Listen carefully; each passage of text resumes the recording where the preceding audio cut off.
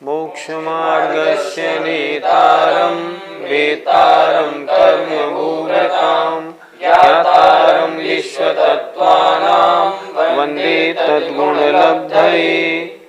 पंच परमेष्ठी भगवान की जय। संत शिरोमणि आचार्य विद्यासागर जी महाराज की जय।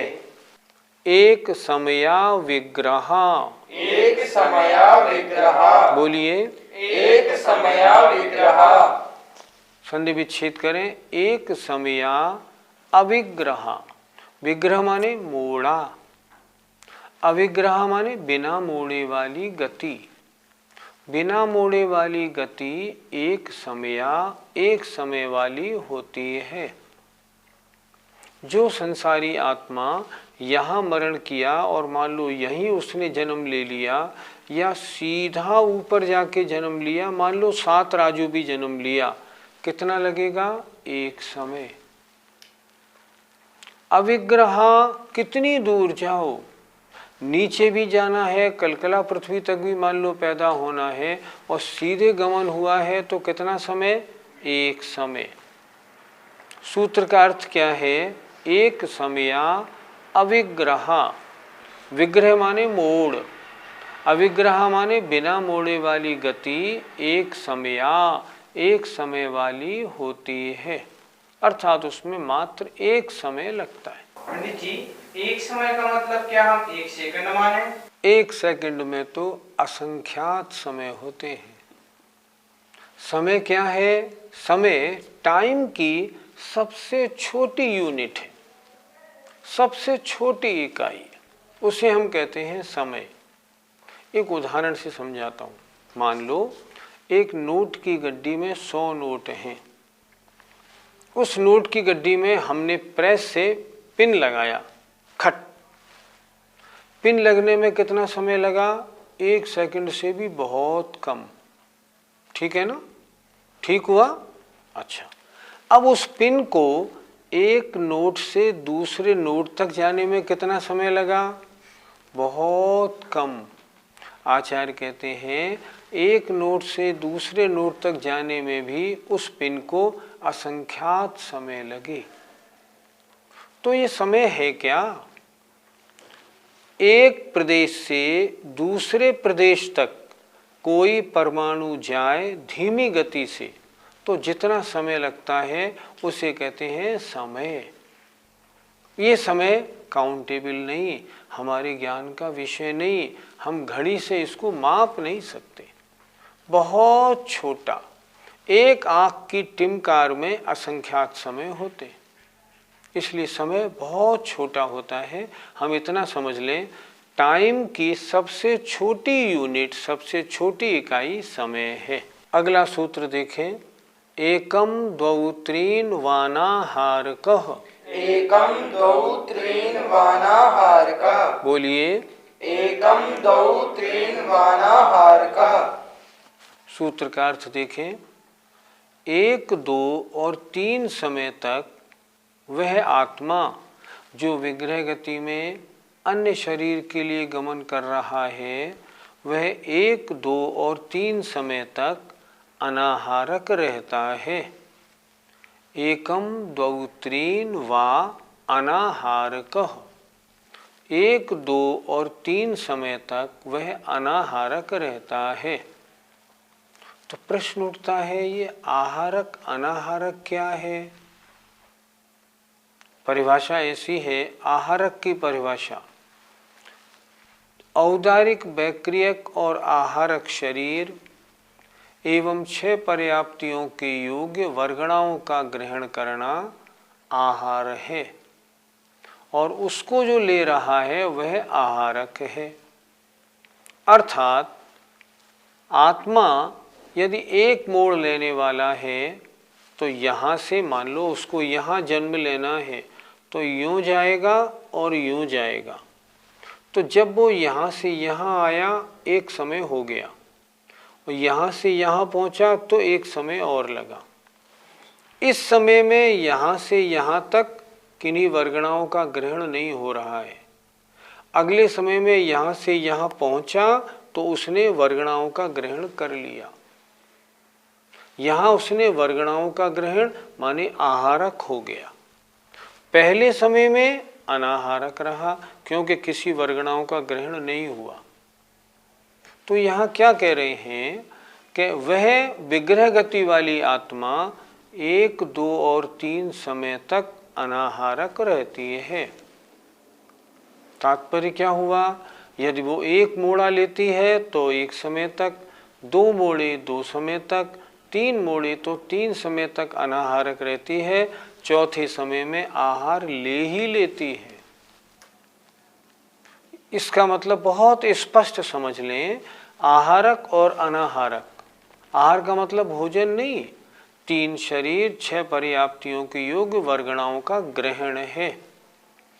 और एक मोड़े में एक समय अनाहारक, अगले समय में वो अपने शरीर के योग्य वर्गणाओं का ग्रहण करने से आहारक हो जाता है। इस सूत्र में एकम, 2, 3 तो ठीक है, लेकिन वा शब्द क्यों दिया है? वा शब्द का तात्पर्य थोड़ा ध्यान से सुने। वा शब्द का तात्पर्य है अनाहारक जीव और भी होते हैं। जैसे अयोग केवली भगवान 14वें गुणस्थान में अनाहारक होते हैं, किन्हीं वर्गणाओं का ग्रहण नहीं करते। जैसे केवली समुद्घात में 3 समय तक प्रतर, लोक, पुरण और प्रतर में कार्वण का योग होता है, तब केवली अनाहारक होते हैं। इसलिए वा शब्द से ये लेना है कि जीव विग्रह गति में 1, 2 और 3 समय तक तथा इसके अलावा अयोग केवली अवस्था में अथवा केवली समुद्घात में 3 समय तक अनाहारक रहता है, अर्थात किन्हीं वर्गणाओं का ग्रहण नहीं करता। आत्मा एक शरीर को छोड़कर विग्रह गति से अगले शरीर के लिए उत्पत्ति स्थान पर पहुंचा तो जन्म लिया। तो जन्म कितने प्रकार का होता है ये अगले सूत्र में देखिए। सम्मूर्छन गर्भोपपादा जन्म। सम्मूर्छन गर्भोपपादा जन्म। बोलिए। सम्मूर्छन गर्भोपपादा जन्म। जन्म 3 प्रकार के हैं, सम्मूर्छन, गर्भ और उपपाद। सूत्र बड़ा सरल है। सम्मूर्छन, गर्भ और उपपाद जन्म 3 तरह के होते हैं। जरा परिभाषा देख लें। सम्मूर्छन जन्म बिना माता पिता के वातावरण में से शरीर के योग्य वर्गणाओं को ग्रहण करके आत्मा अपना शरीर बना लेता है, उसे कहते हैं सम्मूर्छन जन्म। माँ के पेट में जो पैदा होते हैं, माँ के खाए हुए भोजन से जो बड़े होते हैं और गर्भ से बाहर आते हैं, उनका होता है गर्भ जन्म। और जो देव और नारकी ये कैसे पैदा होते हैं, इनके उत्पत्ति के स्थान बने हुए हैं। देव यहाँ पैदा होगा, वहाँ उसकी उपपात सैया है। नारकी यहाँ पैदा होगा, ये उसकी उपपात सैया है। आत्मा यहाँ आया और अपने शरीर के योग्य, वैक्रियक शरीर के योग्य वर्गणाओं को ग्रहण किया और अपना शरीर बनाया। ये जन्म कैसा माना जाएगा? उपपाद जन्म। देव और नारकियों का जो जन्म उपपात सैया में होता है, उसे हम कहते हैं उपपाद जन्म। आपने कहा मनुष्यों का सम्मूर्छन जन्म होता है, वो कैसे? मनुष्यों का जन्म 2 प्रकार का शास्त्रों में बताया है।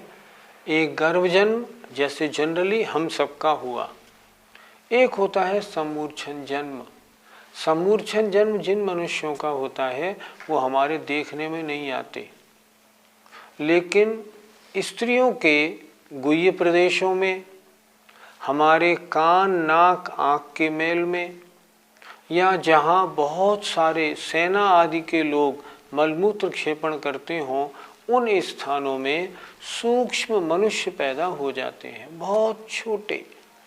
वो कैसे पैदा होते हैं? उन्हें वातावरण मिला और पैदा हो गए। ऐसे उन्हें हम क्या कहेंगे? सम्मूर्छन मनुष्य। क्या वो हमारे देखने में आते हैं? नहीं आते। क्या विज्ञान की पकड़ में आते हैं? नहीं आते। लेकिन आगम में उनका उल्लेख मिलता है।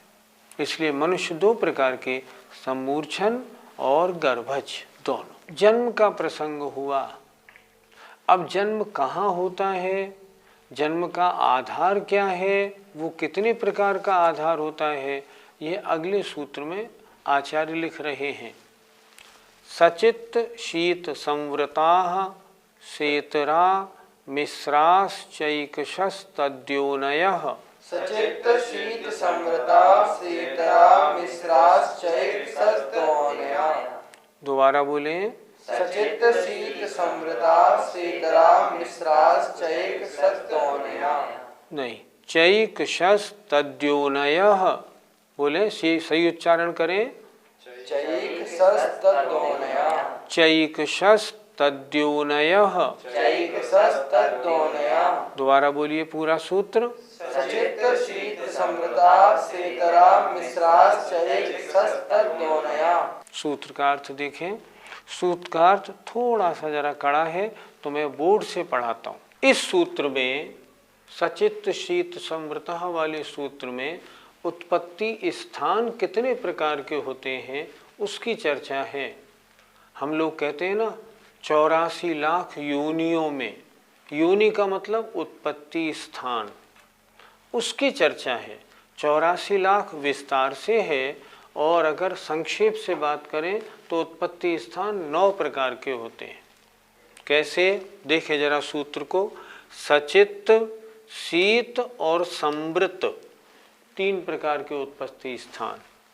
स इतरा, इतरा माने उल्टे। ध्यान से देखें, सूत्र थोड़ा सा कड़ा है जरा। स इतरा, इनसे उल्टे। क्या मतलब? सचित्त का उल्टा अचित्त, शीत का उल्टा उष्ण, संवृत का उल्टा विव्रत। ये हुआ सेतरा। 3 ये और 3 इससे उल्टे, 6। और मिश्राह, मिश्रा माने इन्हें मिला दो, इनका उल्टे से मिला दो। सचित्ताचित्त, शीतोष्ण, संवृत विवृत। कृपया इस सूत्र को उदाहरण से समझाइए। उदाहरण से समझ लें। मान लीजिए हम देवों की उत्पत्ति की चर्चा करें। देवों के उत्पत्ति स्थान सचित्त नहीं, अचित्त, जीव रहित होते हैं। उत्पत्ति स्थान अचित्त। अब शीत उष्ण या शीतोष्ण, देवों के उत्पत्ति स्थान शीतोष्ण। अच्छा, संवृत या विवृत, ढके या उघड़े, संवृत, ढके हुए होते हैं। किसी को उनकी उत्पत्ति का ढंग मालूम नहीं होता। तो देवों के उत्पत्ति स्थान अचित्त हुए, शीतोष्ण हुए और विवृत हुए, नहीं संवृत हुए। संवृत माने ढके हुए।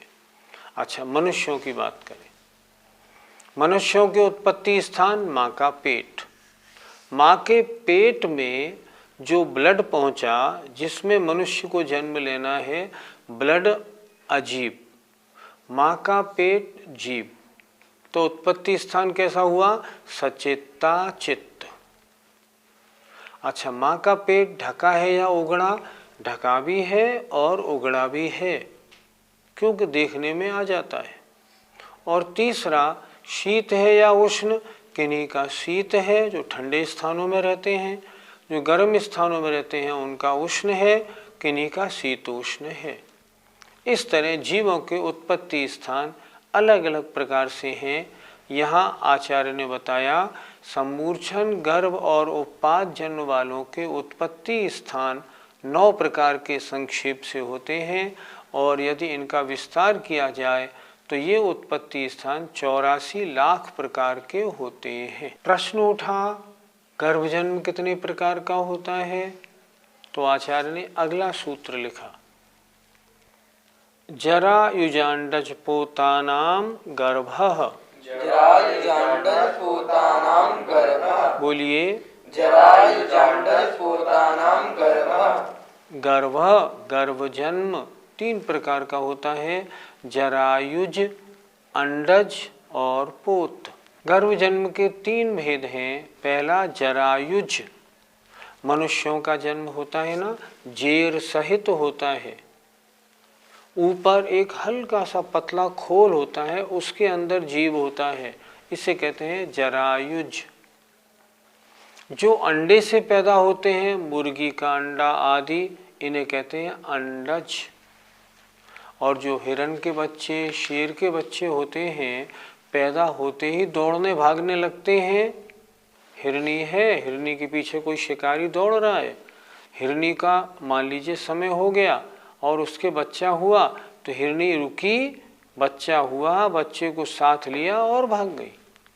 इसे हम कहते हैं पोत जन्म। गर्भ जन्म 3 प्रकार का होता है, जरायुज, जैसे मनुष्य का, गाय भैंस के बछड़े आदि का हम देखते हैं, नाल सहित जो जन्म होता है उसे कहते हैं जरायुज। अंडज, जो अंडे से उत्पन्न होते हैं उन्हें कहते हैं अंडज। और जो पैदा होते ही दौड़ने भागने लगते हैं, हिरण शेर आदि के बच्चे, उनका जन्म माना जाता है पोत जन्म। इस प्रकार गर्भ से जन्म 3 प्रकार का होता है। गर्भ जन्म की चर्चा हो गई।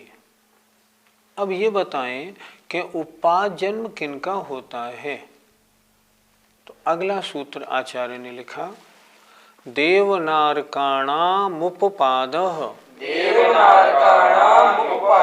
बोलिए, देवनारकाणामुपपादः। संधि विच्छेद किया, देवनारकाणाम उपपादः। देव और नारकियों का उपाद जन्म होता है। उपाद जन्म से क्या तात्पर्य है? देव और नारकियों के उत्पत्ति स्थान बने हुए हैं। उन उत्पत्ति स्थानों पर आत्मा आया और अपने वैक्रिक शरीर के योग वर्गणाओं को ग्रहण किया और शरीर बनाया और बाहर आ गया। नारकी तो उपाद शैया से नीचे गिरते हैं सिर के बल, और जो देव होते हैं उनकी उपाद शैयाएं तो बड़ी सुंदर होती हैं, उनमें वो पैदा होते हैं और उपाद शैया में से बड़े आनंद के साथ बाहर आते हैं। तो उपाद शैया पर आत्मा आया और वैक्रिक शरीर के योग वर्गणाओं को ग्रहण करके जहाँ जन्म होता है, उस जन्म को हम कहते हैं उपपाद जन्म। ये किनके होता है? मात्र देव और नारकियों का होता है। सबका एक ही जन्म होता है और देव नारकियों के अलावा उपाद जन्म और किसी का नहीं होता। ये इस सूत्र में कहा गया है। अब सम्मूर्छन जन्म की बात देखें। शेषाणाम सम्मूर्छनम। शेषाणाम सम्मूर्छनम। बोलिए, शेषाणाम सम्मूर्छनम। शेषाणाम बचे हुए जीवों का, सम्मूर्छनम सम्मूर्छन जन्म होता है। जिन जीवों का गर्भ जन्म नहीं होता, जिन जीवों का उपाद जन्म नहीं होता, उन सब जीवों का सम्मूर्छन जन्म मानना चाहिए। शेषाणाम में सब दे दिए। गर्भ जन्म किनका? पंचेंद्रिय मनुष्य और त्रियंचों का। उनमें भी किन्हीं का जो सम्मूर्छन मनुष्य होते हैं ना, उनका सम्मूर्छन, और पंचेंद्रिय मत्स्य आदि भी सम्मूर्छन। तो जो गर्भ जन्म वाले होते हैं मनुष्य और त्रियंच, अब जो बचे मनुष्य और त्रियंच वो सब सम्मूर्छन। गतियां 4 होती हैं, नरक गति और देव गति, उपाद जन्म। मनुष्य और त्रियंच इनके 2 जन्म। इनमें पंचेंद्रिय मनुष्य होते हैं, तो मनुष्यों का और पंचेंद्रिय त्रियंचों का जो जन्म होता है उनमें गर्भ जन्म वाले होते हैं, कुछ सम्मूर्छन होते हैं। तो गर्भ जन्म वाले त्रियंच और मनुष्यों को छोड़कर शेष सभी त्रियंचों का और कुछ मनुष्यों का समूर्छन जन्म होता है। शेषाणाम अर्थात गर्भ जन्म से बचे हुए मनुष्यों का और गर्भ जन्म के अलावा त्रियंचों का जन्म समूर्छन जन्म है। कोई भी नारकी या देव समूर्छन जन्म वाले नहीं होते, वे सारे के सारे उपाद जन्म वाले होते हैं। एक इंद्रिय, दो इंद्रिय, तीन इंद्रिय और चार इंद्रिय तक के सभी जीव समूर्छन जन्म वाले ही होते हैं। पंचेंद्रिय त्रियंचों में दो तरह के होते हैं, समूर्छन और गर्भज, और मनुष्य भी दो प्रकार के, समूर्छन और गर्भज। इसलिए शेषाणाम का अर्थ क्या लगाएंगे? गर्भ जन्म वाले मनुष्य और त्रियंचों को छोड़कर, उपाद जन्म वाले नारकी और देवों को छोड़कर से सभी मनुष्य और त्रियंचों का समूर्छन जन्म होता है। सबसे ज्यादा जन्म वाले जीव कौन? समूर्छन जन्म वाले। क्यों? क्योंकि सबसे ज्यादा संख्या है निगोदिया जीवों की। निगोदिया जीवों की संख्या अनंतानंत। निगोदिया जीव एक इंद्रिय, उनका जन्म समूर्छन, तो सबसे ज्यादा जन्म होता है समूर्छन जीवों का। इस तरह तीन प्रकार के जन्म में ऐसी व्याख्या समझनी चाहिए। आज हमने क्या क्या पढ़ा? विग्रह गति में कितना समय लगता है, किन जीवों की विग्रह गति कितने समय वाली होती है, मुक्त जीवों की एक समय वाली, बिना मोड़े वालों की एक समय वाली, एक मोड़े वाली की दो समय, दो मोड़े वालों का तीन समय, तीन मोड़े वाली की चार समय वाली होती है। हमने ये भी आज पढ़ा कि इसमें जीव कितने समय तक अनाहारक रहता है, एक, दो और तीन समय तक। फिर यथास्थान पहुँच के क्या होता है? जन्म होता है। जन्म तीन प्रकार का, समूर्छन, गर्भ और उपपाद। समूर्छन जन्म किनका होता है? त्रियंच और मनुष्यों का। गर्भ जन्म किनका होता है? त्रियंच और मनुष्यों का। और उपाद जन्म होता है देव और नारकियों का। इस तरह आज इतनी व्याख्या हमने सुनी। हमें इस सबको सुन के क्या भाना चाहिए, क्या सोचना चाहिए? हे भगवान, ऐसा अवसर कब आएगा जब मैं इन जन्म मरण के दुखों से सबसे छूट जाऊंगा? मैं कब सिद्ध बनूंगा? ऐसी भावना भानी चाहिए। जीव के जन्म, विग्रहगति आदि सब स्थान मुझे अच्छे नहीं लगते। प्रभु, मेरा जन्म मरण अब समाप्त कर दो ना। अगर ऐसी भावना हम भाएंगे तो हमारा पढ़ना सफल होगा। मैं ऐसा सोचता हूँ, शायद आपको तत्वार सूत्र ज़्यादा कड़ा नहीं लग रहा होगा। पहले नाम जरूर मालूम पड़ता था, बहुत कड़ा है, संस्कृत के सूत्र हैं, महान शास्त्र है। खैर, शास्त्र तो महान है पर कड़ा नहीं। जरा सा सूत्र पे अगर ध्यान देंगे ना तो अर्थ अपने आप स्पष्ट हो जाएगा, आपको कोई समस्या नहीं होगी। और यहाँ से जाने के बाद अगर आपने इसका रिवीजन कर लिया ना, फिर क्या कहना है, फिर तो कभी भूलेंगे ही नहीं। जैन धर्म का महान शास्त्र है, इसके लिए पूरा उपयोग लगाइए और इसका अध्ययन करिए। हमारी भावना है कि आपको ये तत्वार सूत्र पूरा हृदयंगम हो जाए, आपके जीवन में प्रवेश कर जाए और आपका जीवन धार्मिकता की ओर बढ़े। समय आपका हो रहा है। जय जिनेन्द्र, जय जिनेन्द्र।